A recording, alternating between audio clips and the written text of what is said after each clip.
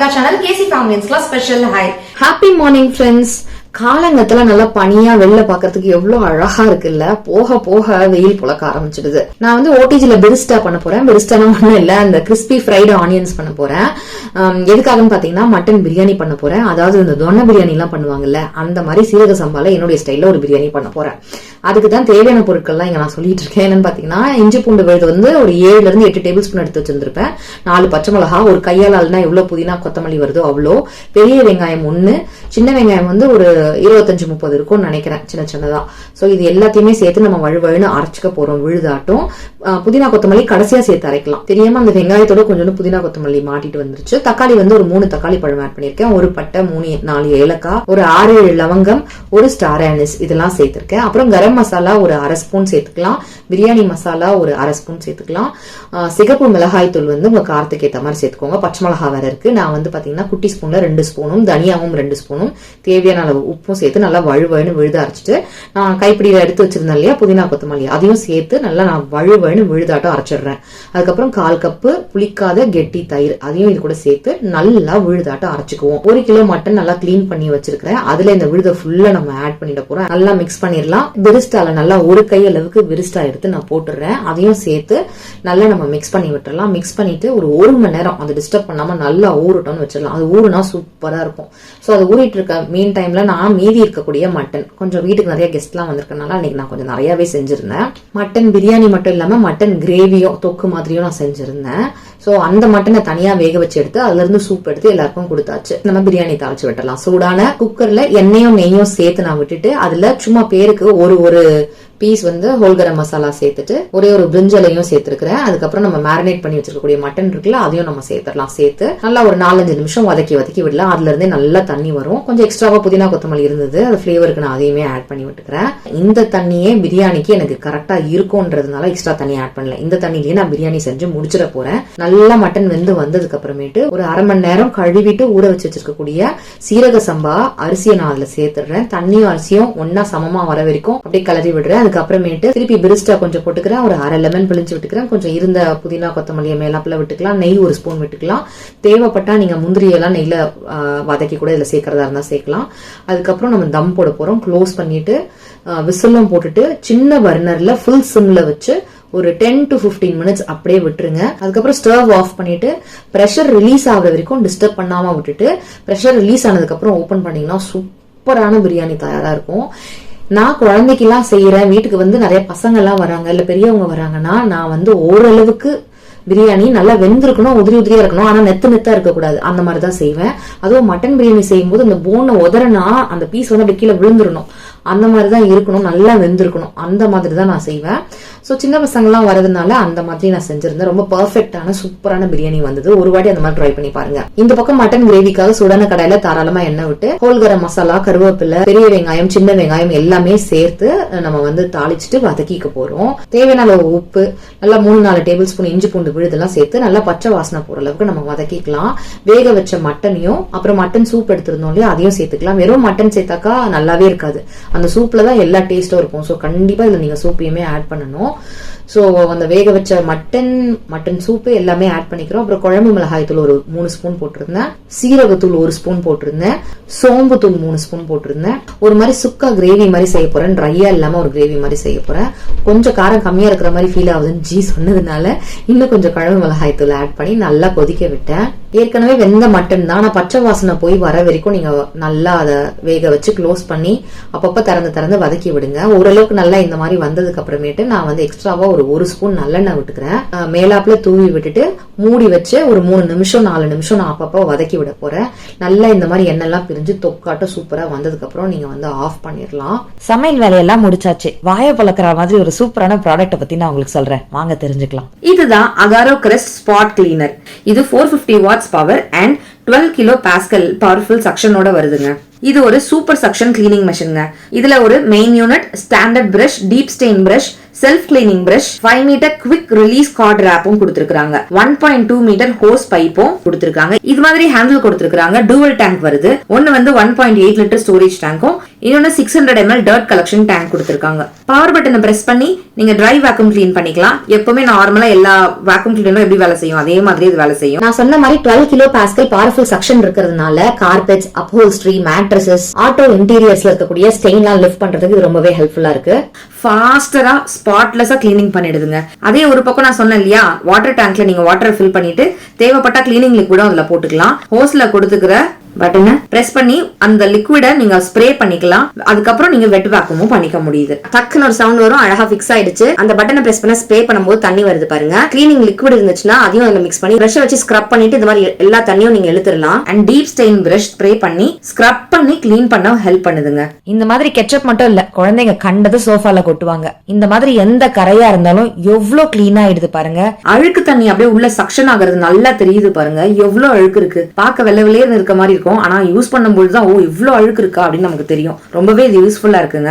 இது மாதிரி ஈஸியா எங்கெங்கெல்லாம் கரை அழுக்கு இருக்கோ அங்கெல்லாம் நீங்க இந்த மாதிரி பிரஷை யூஸ் பண்ணி கிளீன் பண்ணிக்கலாம். Once dirt water tank full ஆயிடுச்சுன்னா சக்ஷன் பண்றது ஆட்டோ ஷட் ஆஃப் ஆகிடும். அப்போ பயப்பட தேவையில்ல. ரெகுலரா கிளீன் பண்ணும்போது புதுசு மாதிரி உங்களுடைய ஃபர்னிச்சர்ஸ், அந்த குஷன் ஐட்டம்ஸ் மாதிரி இருக்க எல்லா ஐட்டம்ஸும் மாறிடும். Sofa, carpet, curtain and tough ஸ்டெயின்ஸை ஈஸியா ரிமூவ் பண்ணிடுது. பெட் எல்லாம் வச்சிருக்கீங்கன்னா அதனால வரக்கூடிய ஸ்டெயின்ஸ் எல்லாம் கூட வேக்யூம் பண்ணிடுது. சூப்பரா கிளீன் பண்ணிட்டாங்க. எனக்கு அவ்வளோ சாட்டிஸ்ஃபைட். இவ்ளோ வேலையும் செஞ்சு கூட நான் டயர்ட் ஆகல. இதுக்கு முன்னாடி நான் எப்படி மாங்குன்னு வேலை செய்வேன்னு எனக்கு தெரியும். இதுதான் குவிக் ரிலீஸ் கார்ட் ரேப். அதை பின்னாடி இந்த மாதிரி ஃபிக்ஸ் பண்ணிட்டு யூஸ் பண்ணி முடிச்சதும் அந்த ஒயர் அதுலயே நீங்க சுத்தி வச்சுக்கலாம். திருப்பி யூஸ் பண்றதுக்கும் வசதியா இருக்கு, சுத்தி வைக்கிறதுக்கும் ரொம்ப யூஸ்ஃபுல்லா இருக்குது. இந்த ப்ராடக்ட்க்கு 1 இயர் வாரண்டி தராங்க. எல்லா வேலையும் முடிஞ்சதுக்கு அப்புறமா செல்ஃப் கிளீனிங் பிரஷ் வச்சு ஹோஸ் நம்ம கிளீன் பண்ணிக்கலாம். பாருங்க எவ்வளவு அழுக்கு வந்திருக்குன்னு. வேஸ்ட் வாட்டர் டேங்க் அண்ட் அதோட அட்டாச்மெண்ட்டை நார்மல் வாட்டர் யூஸ் பண்ணி இந்த மாதிரி கிளீன் பண்ணிக்கலாம். ஃப்ரெண்ட்ஸ், சீரியஸ்லி சொல்றேன், குஷன்ஸ் வந்து நான் இன்னைக்கு தான் க்ளீன் பண்றேன். சோஃபாஸ் மட்டும் நான் க்ளீன் பண்ணிருக்கேன். இதே மாதிரி கிரே கலர் சோஃபா ஒன்று இருக்கு நம்ம கிட்ட. இந்த ஃபர்னிச்சர் ஒன்று இருக்கு. 2 கவுச்லயுமே நான் க்ளீன் பண்ணிருக்கேன். ஆனா இந்த குஷன் வந்து நான் இன்னைக்கு தான் பண்ணேன். இது கிரேல இருக்கனால அழுக்கு தெரியவே இல்லை. இப்படி தட்டினா கூட தூசி பறக்கவே பறக்காது. அவ்வளவா லைட்டா தான் இருக்கும். நான் அப்போ சும்மா அந்த வேக்யூம் மட்டும் பண்ணி விட்டுருவேன். இதை இன்னைக்கு க்ளீன் பண்ணும்போது நீங்க க்ளோஸ் அப்ல திருப்பி பாத்தீங்கன்னா தெரியும். க்ளோஸ் அப்ல அழுக்கு தண்ணி கலெக்ட் ஆச்சு. டே இவ்வளவு அழுக்கு இருக்கா, ஐயோ அப்படின்னு நினைச்சு நான் இப்பதான் யோசிக்கிறேன். ஆனா இது இவ்வளவு அழகா எடுத்துருச்சு. இது யூஸ் பண்ணி முடிச்ச உடனே லைட்டா ஒரு ஈரப்பதம் இருக்கு. ஃபேனை போட்டு விட்டீங்கன்னா கொஞ்ச நேரத்துல அது காஞ்சிரும். கண்டிப்பா இந்த ப்ராடக்ட் நான் ரெக்கமெண்ட் பண்ணுவேன். ஏன்னா சோஃபால வந்து குழந்தைங்க அவங்க எவ்வளவு உட்காரும், அதை கிளீனே பண்றதுல பல வருஷமா யூஸ் பண்றோம். அதுல அவ்வளோ டர்ட்ஸ் கலெக்ட் ஆகுது, அவ்வளோ அழுக்கு கலெக்ட் ஆகுது. ஸோ கண்டிப்பா சுத்தம் வச்சு பண்ணிக்க வேண்டியது ரொம்பவே முக்கியம். யூஸ்ஃபுல்லான ப்ராடக்ட்னு சொல்லுவேன். ஏன்னா இதுலலாம் நம்ம உட்காந்து கழுவி தள்ளி கையாலெல்லாம் கிளீன் பண்ண முடியாது. இது ரொம்ப ரொம்ப ரொம்ப ரொம்ப யூஸ்ஃபுல்னு சொல்லுவேன். அமேசான்லயே இது கிடைக்குது. லிங்க் வந்து டிஸ்கிரிப்ஷன் பாக்ஸ்ல வைக்கிறேன். முடிஞ்ச இந்த ப்ராடக்ட்ஸ் எல்லாம் நான் டேக்கவும் பண்ணியிருக்கேன். இல்லைன்னா லிங்க் டிஸ்கிரிப்ஷன்ல கொடுத்துருப்பேன். சில நாள் கழிச்சு முக்கியமான விஷயம் இப்பதான் ஆரம்பிக்க போது. என்னன்னு பாத்தீங்கன்னா, நவம்பர் 23 அன்னைக்கு அக்கா நிலம் வாங்கியிருக்காங்க இல்லையா, அங்க வந்து வீடு கன்ஸ்ட்ரக்ஷன் ஸ்டார்ட் பண்ண போறோம். அதுக்கு பூமி பூஜை பண்றதுக்காக நம்ம கிளம்புறோம். ஆக்சுவலி அன்னைக்கு வந்து பாத்தீங்கன்னா சண்டே. பூமி பூஜை அன்னைக்கு பண்ணலான்றதே நாங்க சாட்டர்டே தான் டிசைடே பண்ணோம். யாரையுமே இன்வைட் பண்ணல. நம்மளுடைய வீடு கன்ஸ்ட்ரக்ஷனுக்கு நம்ம இன்ஜினியர்ஸ் எல்லாம் வச்சு பண்ணல, நம்ம டீம் தான் பண்றாங்க. பட் இன்ஜினியரும் ஆர்கிடெக்டும் அப்பப்போ வந்துட்டு போவாங்க. அது வந்து பாத்தீங்கன்னா ஃப்ரீலான்சிங் மாதிரி வந்துட்டு எங்களுக்கு ஐடியாஸ் கொடுத்துட்டு போயிடுவாங்க இந்த பெரிய வீட்டுக்கு. அந்த மாதிரி கான்ட்ராக்ட் பேசிஸ்ல தான் நாங்க எடுத்திருக்கோம். ஸோ நாங்களே தான் கன்ஸ்ட்ரக்ட் பண்றோன்றதுனால மாசத்துல 2 வாரம் அப்பா நம்ம வீட்டுக்கு வருவாங்க. அந்த கன்ஸ்ட்ரக்ஷன் எல்லாம் பார்த்துட்டு கைடன்ஸ் எல்லாம் கொடுத்துட்டு போவாங்க. எனக்கும் என் ஹஸ்பண்ட்க்கும் கல்யாண நாள்ல இருந்து எந்த ஒரு தேவையா இருந்தாலும் கைடன்ஸா இருந்தாலும் அவங்களோட பேரண்ட்ஸ் எங்களோட பேரண்ட்ஸ்ல முக்கிய பங்கு அதிகப்படியான கைடன்ஸ் வந்து பாத்தீங்கன்னா எங்க அப்பா தான் கொடுத்திருக்காருன்னு சொல்லலாம். பூ காலையில பூத்து இருக்கணும். இது ஏன் மூடிட்டு இருக்கு? இன்னும் வெயில் வரல இல்ல. அப்படியா? ஆமா. சரி, அக்கா காருக்கு ஒண்ணு நம்ம காருக்கு. ஓகே. டாடி வந்து முன்னாடி வந்துடுறேன். ஓகேடா. ஏடிஎம்ல பிக்கப் பண்ணிக்கிறேன். ஓகே, உட்காருங்க, கிளம்பலாமா? டைம் ஆயிடுச்சு. இப்போ நம்ம எங்க போறோம் தெரியுமா? வீட்டு பூமி பூஜைக்கு வாங்க போலாம். விஷ் பண்ண பிளஸ் பண்ண எல்லாருக்குமே நன்றிகள். 50 கிலோமீட்டர் தூரத்துல இருந்தாலும் 2 வீலர் எடுத்துக்கிட்டு முடியலனாலும் இந்த ஹெல்த் கண்டிஷன் எல்லாம் வச்சுக்கிட்டு வந்து எங்களுக்காக ஹெல்ப் பண்ணிட்டு போவாரு. வேணாம்னு சொன்னாலும் கேட்க மாட்டாரு. அவர் வீட்டுல இருந்த காரணத்தினால அவருமே இன்னைக்கு ஃபங்க்ஷன் அட்டன் பண்றாரு. இந்த மாதிரி சின்ன சின்ன ஃபங்க்ஷன் நம்ம எல்லாரையும் இன்வைட் பண்ண மாட்டோம், வீட்டோட தான் முடிச்சுக்குவோம். அப்பா இருந்தனால அவர் வந்து இதுல அட்டன் பண்ணிருக்காரு. கவர்ல தான் இருக்குல்ல. மஞ்சள் குங்குமம் வச்சாச்சு. படம் வேற கேட்பாங்க, படத்துல தண்ணி இல்லம்மா. அக்கா மாமியார் வந்து இப்பதான் ரீசெண்டா இறந்தாங்கன்றதுனால 1 இயருக்கு அவங்க பூஜை பண்ணக்கூடாது. சோ நானும் என் ஹஸ்பண்ட் தான் பூஜை பண்ண போறோம். சிட்டியை விட்டு ரொம்ப தூரத்துல எல்லாருமே இருக்கிறாங்க. நாங்க ஆக்சுவலி சிட்டியை விட்டு தூரத்துல இருக்கோம், 50 கிலோமீட்டர் அவேல.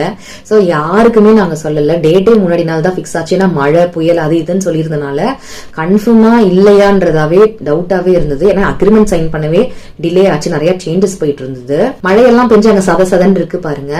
இது என்னதான் கேட்டட் கம்யூனிட்டி பிளாட்ஸா இருந்தாலுமே அவங்களா ஒரு ஃபேஸ் ஓபன் பண்ணும் போதும் பூஜை எல்லாம் பண்ணி இருந்தாலுமே நம்ம ப்ராப்பரா பூமி பூஜை பண்ணி தான் ஸ்டார்ட் பண்ணணும். பட் ஐயர்லாம் வச்சு நம்ம பூஜை பண்ணல. ஏன்னா ஒரு ஃபேஸ் ஓபன் பண்ணும்போது இந்த பிளாட்டை மொத்தமா அவங்க பண்ணும்போதே அவங்களே பூஜை பண்ணி இருந்திருப்பாங்க.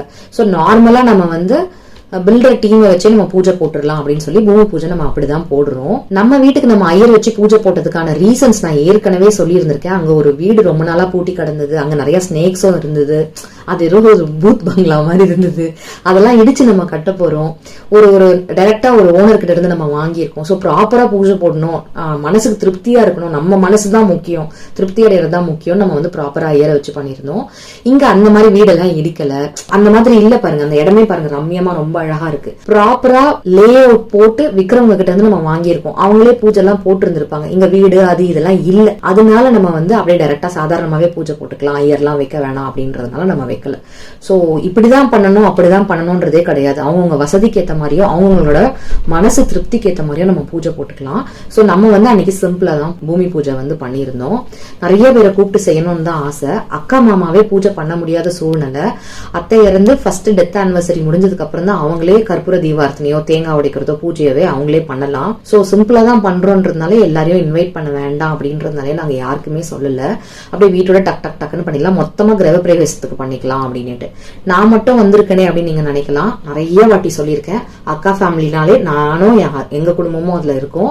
நம்ம ஃபேமிலினாலே அதுல கண்டிப்பா அக்கா அண்ட் ஃபேமிலி இருக்கிறாங்க, ஒரே ஃபேமிலியா தான் நம்ம வாழ்றோம் அப்படின்னுட்டு.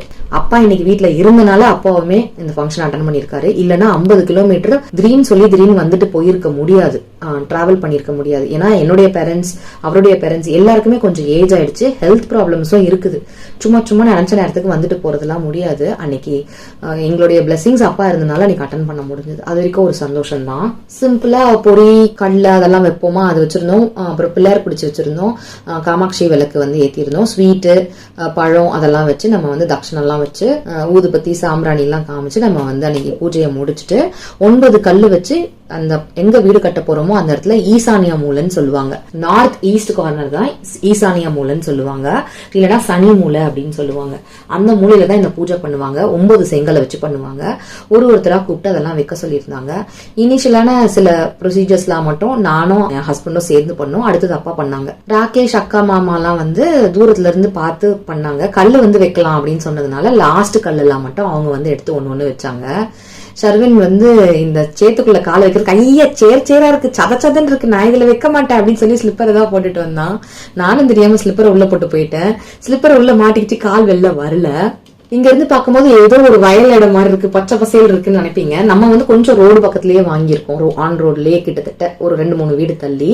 அக்கா அது வந்து பாத்தீங்கன்னா ஒரு 2 ஸ்ட்ரீட் தள்ளி, நான் சொன்னேன் இல்லையா ஒரு சில மீட்டர் தள்ளி தான் வாங்கியிருக்காங்க. இன்னும் உள்ளன்றதுனால நம்ம ஏரியாவே டெவலப்பிங் ஏரியா தான். சுத்தி பாத்தீங்கன்னா மொட்டை மாடல இருந்து பச்சை பசேல்னு தான் தெரியும். அக்காவோட ஏரியா இன்னும் கொஞ்சம் உள்ள அப்படின்றதுனால இன்னுமே அது டெவலப்பிங் ஏரியா தான். ஆனா இந்த லே அவுட்லயே பாத்தீங்கன்னா ஒரு 20-25 வீடு வந்து ஆல்ரெடி கன்ஸ்ட்ரக்ஷன்ல இருக்கு. 2 வீடு கிரக பிரவேசம் ஆயிடுச்சு. இன்னைக்கு நாங்க பூமி பூஜை பண்ணிட்டு இருக்கும் பொழுதே 3 வீட்டுக்கு வாசக்கால் பூஜை பண்ணிட்டு இருந்தாங்க. சோ அக்கா வந்து இங்க கிரகப்பிரவேசம் பண்ணி கொடுத்து நான் வரத்துக்குள்ள கண்டிப்பா அந்த 25 வீடும் கிரகப்பிரவேசம் பண்ணி வந்துட்டு இருப்பாங்க. சோ இந்த மாதிரி டெவலப்பிங் ஏரியால வாங்கி நம்ம வந்தாதான் ஒரு 5 வருஷத்துல இன்னும் நல்லா ஜேன்னு டெவலப் ஆயிடும். அப்போ வந்து நம்ம இங்க வாங்கணும் அப்படின்னு நினைச்சோம்னா ரேட் எல்லாம் ஏறிடும். நாங்க இதை அட்வான்ஸ் புக் பண்ணி நாங்க வாங்கினதுக்கும் இப்பவுமே ரேட் வந்து ஏறிடுச்சு. அதுவும் நான் வாங்கி 1 வருஷம் ஆயிடுச்சா லேண்ட், நான் வாங்கினதுக்கும் இப்ப அக்கா வாங்கினதுக்கும் ரேட் டிஃபரன்ஸ் வந்து அவ்வளவு இருக்கு. ஏன்னா எங்க கண்ணுக்கு முன்னாடியே நாங்க மாம்பாக்கம் மெயின்ல பார்த்தோம் இப்படி ஒரு வருஷமும் ரேட் ஏறிச்சு அப்படின்ட்டு. சோ இதுவுமே அந்த மாதிரி ஒரு 5 இயர்ஸ்ல கண்டிப்பா வேற மாதிரி மாறிடும்னு எங்களுக்கு தெரியும். இன்னொன்னு எங்களுக்கும் ஜேன்னு ஆன் ரோட்ல இருக்க வேண்டாம், கொஞ்சம் ரம்மியமா சத்தம் இல்லாம இல்லாம அமைதியான இடத்துல இருக்கணும்னு நினைச்சோம். ஆனா சிட்டியோட ஆக்சஸ் இருக்கணும்னு நினைச்சோம் பிள்ளைங்களோட படிப்புக்காக. இந்த பக்கம் பக்கத்துலயே OMR, ECR, GST, இந்த பக்கம் போனா மேடவாக்கம், பள்ளிக்கரணை அதெல்லாம் வந்துடும். சுத்தி சுத்தி நமக்கு வந்து சென்ட்ரல்ல இருக்கக்கூடிய ஏரியா தான்றதுனால தைரியமா வாங்கலாம் அப்படின்னு சொல்லி வாங்கணும். அக்காவும் அங்க வீடு கட்டிட்டு வராங்க. 2 பேரும் பக்கத்து பக்கத்துல வரப்போறோம்னு நினைச்சு நான் ஒரே பூரிப்புல ஒரே சந்தோஷத்துல குஷியா நான் பண்ணிட்டு இருந்தேன். கடவுளுக்கு அவ்வளவு நன்றி சொல்லிட்டு இருந்தேன். உங்க எல்லாருக்குமே கூட இந்த வீடியோவை பார்த்து ரசிச்சமைக்கு நன்றிகள். பிளஸ் பண்ண விஷ் பண்ண ஒருத்தருக்கும் ஸ்பெஷல் நன்றிகள். Thank you so much for watching friends. Take care. Tata. Bye.